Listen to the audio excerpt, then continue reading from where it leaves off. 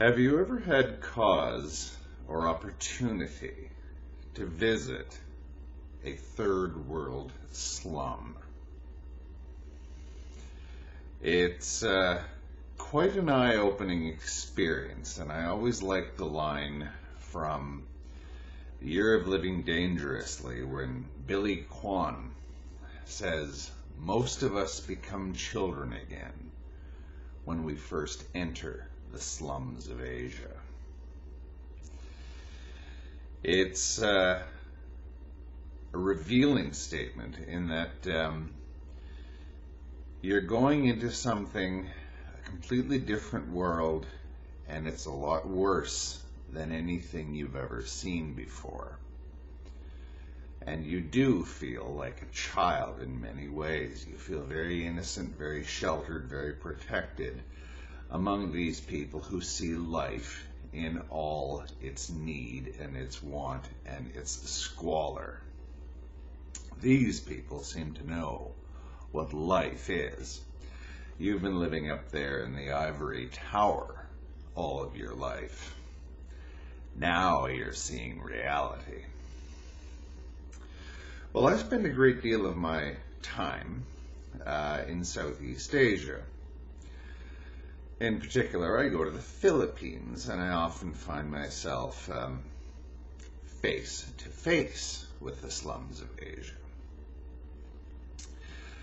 The city of Manila, the northern, not really a suburb, but the northern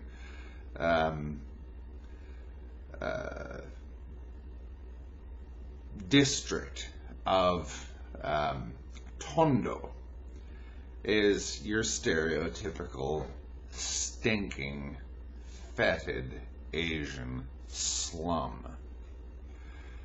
It's not a very nice place at all.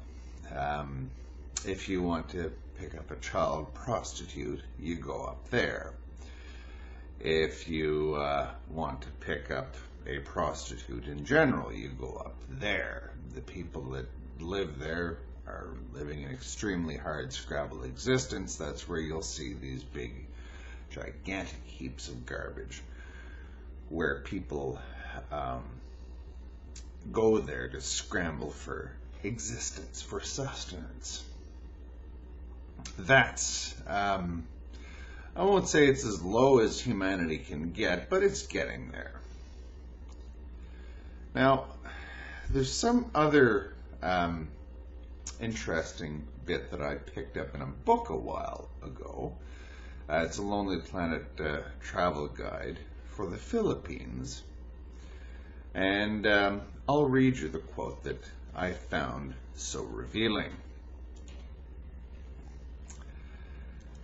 In a global survey conducted in 2005, Filipinos came in among the world's happiest people, much to the Filipinos' delight, surprise, and bemusement.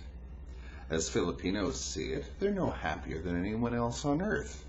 In fact, generally speaking, Filipinos tend to take a rather unfavorable view of themselves, particularly in comparison with the wealth of Americans, the old culture of Europeans, the industry of the Chinese, and the discipline of the Japanese, and so forth. But one thing Filipinos have is a boundless sense of humor, and this extends to a rare ability to laugh at themselves. Perhaps it's a kind of defense mechanism, but even in the grim days under the Marcos dictatorship, they endlessly crack jokes about the police, the military, and anybody and anything connected with the despised regime. Marcos was the butt of countless jokes, as was his wife Imelda. We all know that. We told jokes about her, even here in Canada. While laughing at their problems, Filipinos are in effect also poking fun at their own helplessness. Filipinos detest anything that acts as an obstacle to their fundamental love of life and freedom. Yet sometimes, when faced with difficulty, a Filipino's reaction is to laugh.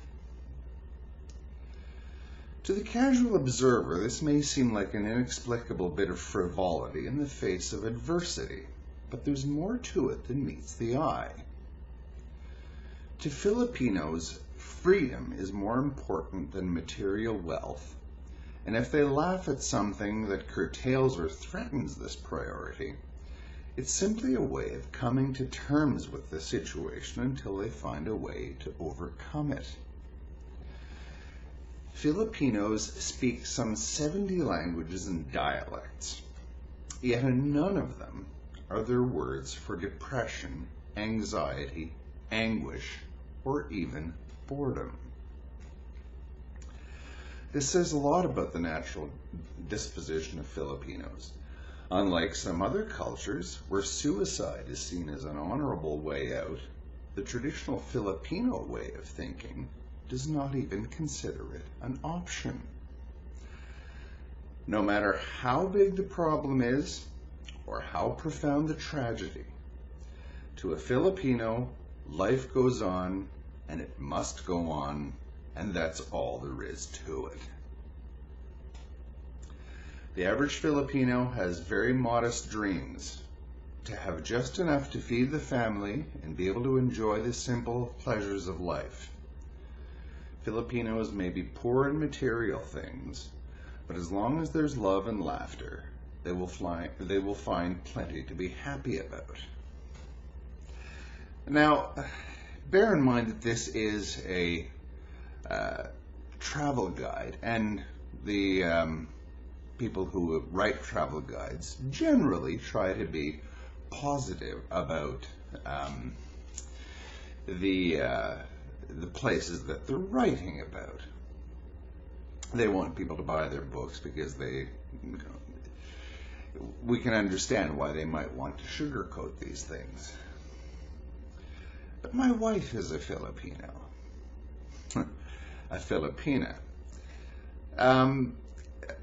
I've showed her this passage before, and she says that by and large, that's right. Don't take my word for it if you know any Filipinos yourself.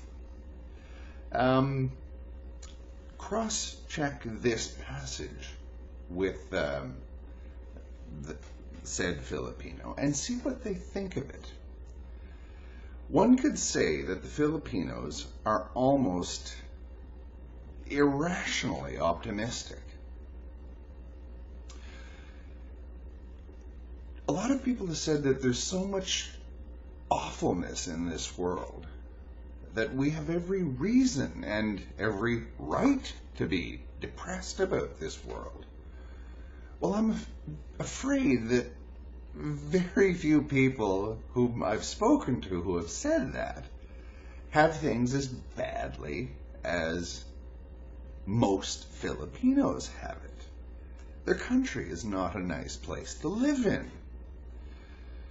But their attitude, their headspace is a very nice place to occupy. I'll ask you this point blank. Are the Filipinos stupid? Obviously, I don't think so. Do you? Thank you.